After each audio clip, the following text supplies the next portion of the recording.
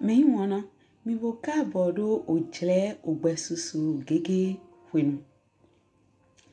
To kan heji mi nan tindo droje gonjo mi on Kristi Jesu tondali nando non la wendagbe podo nando ma homenjrado ho. Mi nan sono ma nu pikplon bon owewe dali kele dide asisa ogbesusu gege Kristi ton drodo. Bon chomion eton lo lukolo kede dali mina so no tindo ojre ide gbibo eton na gokona mi bon na do hode na mado ganon le awufie salon le mehenu kundo biale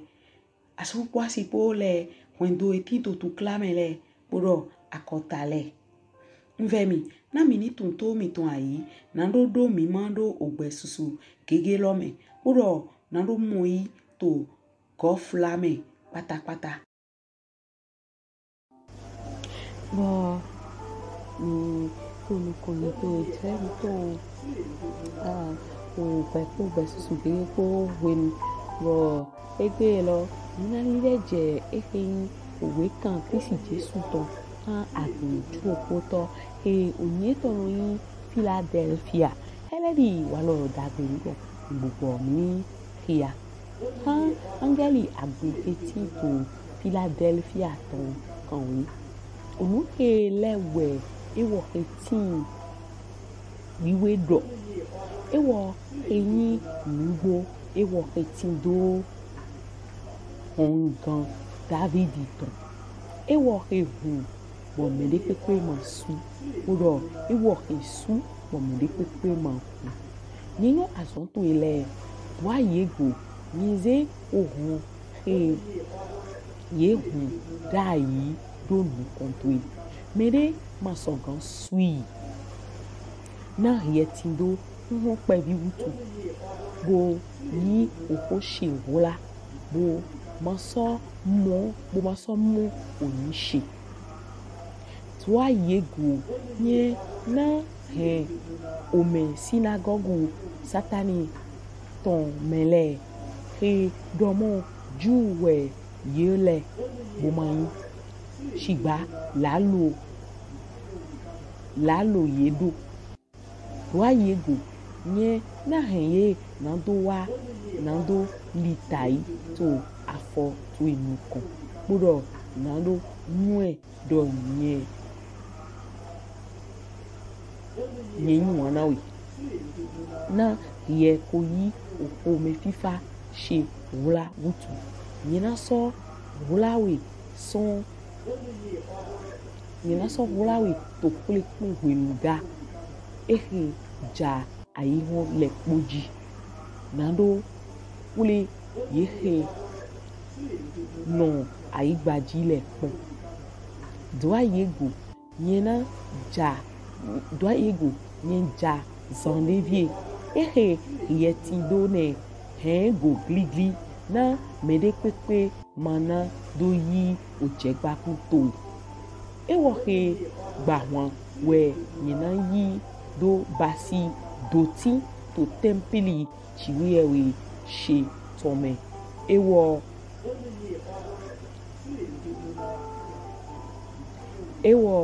mana so ton jegbonugba na nyina so wula oni chiwewe she ton do ego po oni o tadaho chiwewe o to daho chiwewe she ton po Jerusalem yoyo jete son olome je son chiwewe shede nyina so wula oni she yoyo do ego ewo tindo oto bo emi se onuhe gbigbo to didohlan akunle lo nise ewo tindo oto bo ni se nuhe gbigbo to didohlan akunle lo bo mi o do to gbetegbe do akunde ma ti ko igba jidin bo Philadelphia shiba mo yise emi to Kristi me Kristi emo mi gbonde momi do oya momi keledi yise no te ti to sadi wenenele davi kredi iseno eti to tilatia dide mi tumo na lokropo akun lokropo wegbe ni to akun turopo to hin akun Philadelphia oji wa kunelo akun vi sunu akun nyono eti to akun lo mele yeti do tadagbe bo ni do mo ayi iseno bo Jésù Kristi emo wa lo tu ta di Philadelphia si akun vile ede kun dagbe na kudo tadagbe lo kudo tadagbe ita to ya na kudo tadagbe to ni o Kristi Jésù ede kun dagbe na do so de yise no de ayi amado kan supo mi mo nu vive to e aho kan dido to e nu ve nu to e nu kon yi to e bon tani na Philadelphia to wewe ede tanando yise no he tinto wọn ina meto ngbo mele bo minamo wewe nu to we pika lo me Kristi Jésù de kun de na de iro de do me de do me ti do hongan David to bo o hon emi hu me de mano su mo de emi so su me de mano o de do o hon de we su to nu konto ya o tadagbe to ya o zira ga to ya o de do me ti do o hongan David to ni hu zira ga to lo tadagbe to no to lo to lu konto mo me de pepe mala so sui o ni eton Jésù Kristi to me bon oya o hon yin onira kan de we hu lojiwe o hon tu klaton o hon ma inu konto o nkubiato o de poto o de no kisi ro pro e do honga o no su wa mele mo isu onira kanele o da biro pesan feji o Jésù sin ko me mi damo e de tana ire so e mi lewe yin mere ti do onugbo e do to finero e mi yon akun Philadelphia le si ovi supporting to yeme mutindo wa lo dagbe supporting to yeme buma yiro wewe do yu buma yiro yu do wewe hallelujah kode to Kristi mi bekun dagbe na mi do mo edo mo mi so no yin asonyira kan wa tole yiro ede do ju bo ni mi ko egbe mi agun Kristi ton kele dide ju le so singa yi se do pepe akun Kristi ton gona yi se no le bo gbigbo ton no do mi do fi ejute anze yi se no do fle pero yi se no we yiro edo yede do sigba la lo no yin bo mi o do to pete ede do gbigbo la lo ton me de pe do gbigbo la lo ton edo gbigbo legba ton to li legba yin o to la lo ton to yi wa eton leme o de do nu de pe do la lo to pesan mi to me igbo kun to ni mo adora yi se no ya bo la lo gbedu kan jiwe la lo gbedu aholu to jiwe láti igbo kun to ni mo adora de ma so yin la lo bo so yin de fu we bo nu ne ezo mo ye mo di satani pas do mi o do satani de mi de tara do ete satani bai me de jago do atodogo oh bóyá yìí ṣe ro ẹ̀yìn wà jàkọ̀dọ̀ àtòdògò àtòdò tó lọ́ máa pé ara irọ́ mú de máa ń gbó rọ̀ lọ gbogbo ẹ̀ bóyá irọ́ mú ẹ̀yìn lálọ́ rọ̀ gbogbo Kristi kò lọ di ìtàn ẹ̀ náà bẹ̀rẹ̀ náà irọ́ dàgbé rọ̀ yìí kan bẹ̀rẹ̀ náà irọ́ yìí kan lọ dàgbé ó dẹ̀ rọ̀ máa yín àhó mímá nà tó yìí ṣe nà mọ́kànlẹ́ tẹ́tí tó Jésù sí yìí kọ́ mẹ́. Bon idamo e ba ido bro mi to akume o ipeto da pele kere to akume ne ba mo ni lo Kristi Jésù e de kuna Philadelphia si e ya kuvile do buku emi yo bro ye he nu ke ye do logo so de ma do ki go support gbo so de yin wa mo gbo ye ke yi se logo diri to won ina nu gbo me sigba la no no let support ye me bo ye ma yi se no we na do ye mi do bro akuti to flelelele wa kuvile to po yewe no le to po pe po ma we ya lo ke ito chiwe o sinu ko mo ene makaso ronzo mo mi na do ma je fun so yeme nítorí gbeto dagbere ma to yeme o e ma yin dagbe gba e ma inda gbe pali pali e ma inda gbe de pepe in ya mo no zo to wa lo nyira kan de me an je koli an zero de tu me an ko de ne de ato de ko ne do mo Kristi da to de ko na ye lo su to lo ndo ne ason da gbe de we bo chi wi e yi won na ye ni mo e ke yin chi wa no zo me toto no zo me tonton mo zero de me na no ve okuru na no bi ope to mo ko edo home gugu to na no yin o ye yi se no de ato ali o ho boto de ho na yi se no no zo to awito de ma ono te ganji edo ni adun to so nyan do me wa ekeyin ngbo me edo to na ale dagbe ale da ho e to te po me to lo na bi o ekeyin o we ta edo mo lo na zero po lo si do bo me da do mo ni ku je eme bon ena do ye mi do boya agunde me mi te e ma te ta di Philadelphia pali won ina ma su to fine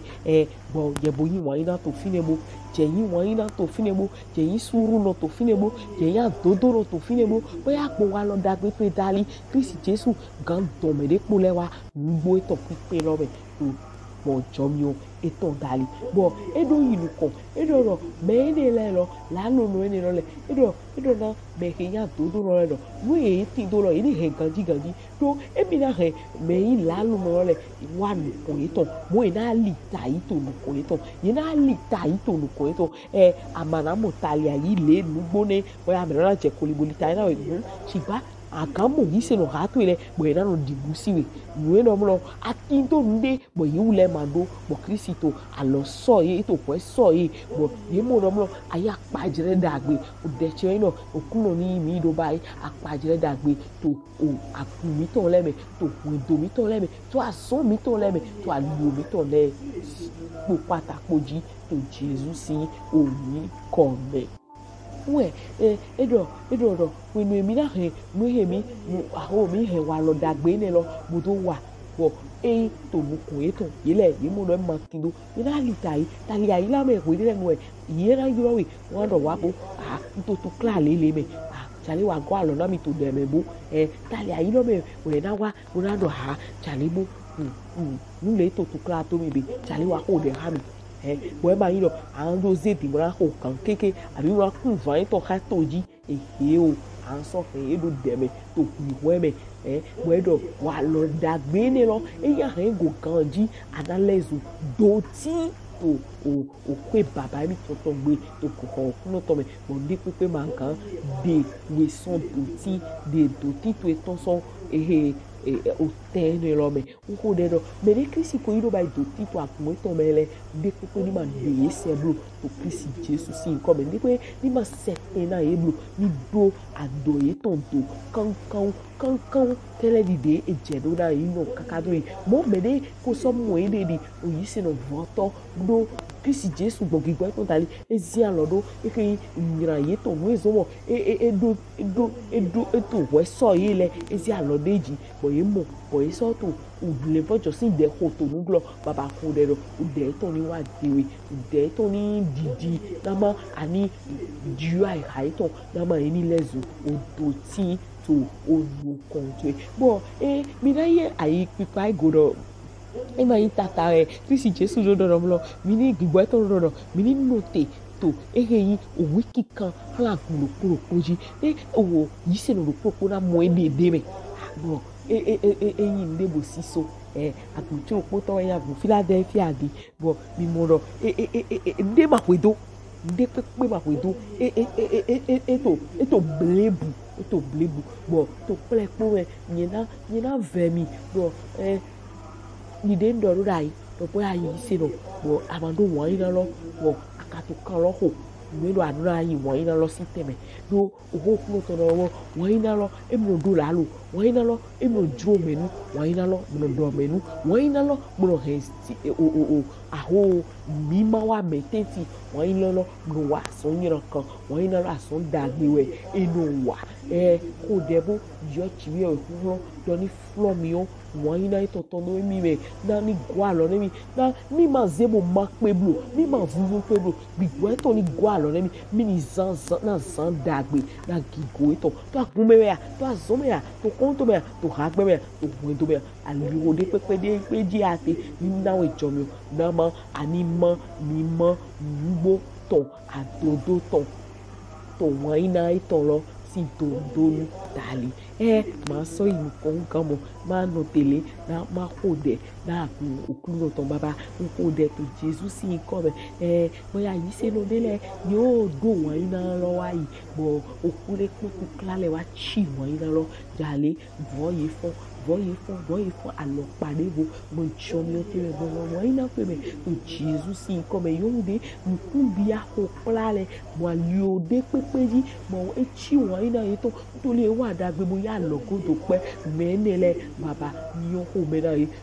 me na e zeye fontife fona logo yeto very to Christ Jesus si nko me a joye doblo agbeye da iblo anyaye de do dewe blo to ye wa dewe yo we ka so yi lalo no lelo yo we to aso nira kankan boyin satani si synagogue lelo boyin ekeyin o won gbe na no to agume o menu do to aso nira kan wa to ye me po je hale bojo kele de mi ko de na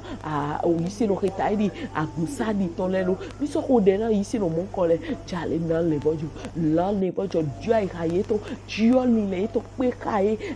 mi do gbe ni mo do ni te no lo ani wo amulo ye to zame ye ma so da amulo ye da siga pe kai bo ina su ga ro mo nu kunje mu ri ado gbe na ye dari baba go alo na yi se no mo ko le go alo na ye to glitcha cha me to nia me very to Jesus si nko na ma vonio ni bi o present ye to me ri akaso de kunda gbe na le lo adike de pe a dio kunda gbe lo adike de pe de to so nu control se bo to a change baba to Christ Jesus si ni come we mi ko de rote ni she bo mi ma so yi nu kan mo yi mi ma la ko me fifa ko de ko me yin ko de ma do ko da gbe ma do Christ we wole gan to ma do lo mo Christ dali we to mo pe ma vo ye wa igbe ma vo me sun me yonu akuro mo blo a ido mo blo okuma do asana gbe to le wa bi ogbe ma vo me mo choroku ado di do bo na we gan si gan ba igbo ra bi ogbe ma vo me o ko e do blo da ogbe lo o ko ya na so do to gbo tari ode na no si do yi ogbe Christ Jesus to gbogbo ma kokon na we bi ogbe no lo do di den to di do lo chiwe ye we ndo si ogbe to e chiwe we mo ye de tari me ti to me mo do ti do gbe po supo mo lo ko je tu kla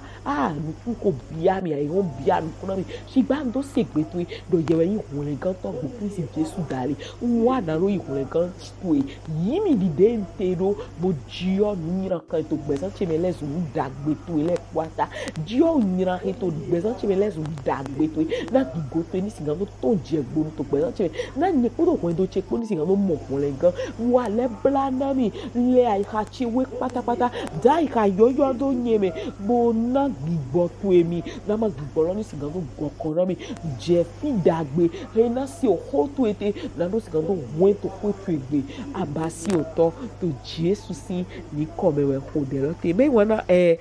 ado bleke semele blojane u jane me ho lo jane ni ado kodo ekeyin ai ha to ele popo bo kwayi to ego bo hengo to ai ha to mi no blo yi kan ko to do ogbewe ma me di kele de mi do to de lo me ho de na dugbo ko to ni gokona we bi akudagbe me pi ara lulu dugbo to te na do we na ro si na do yi to na we do to e azon to e o ko to e me pi atinte e ma so gun kan mo eyo mo yi ndodo chi so indodo me da ho che Christ Jesus to so iwele fonu to jire bi to ogbe su gege po enu e dabo.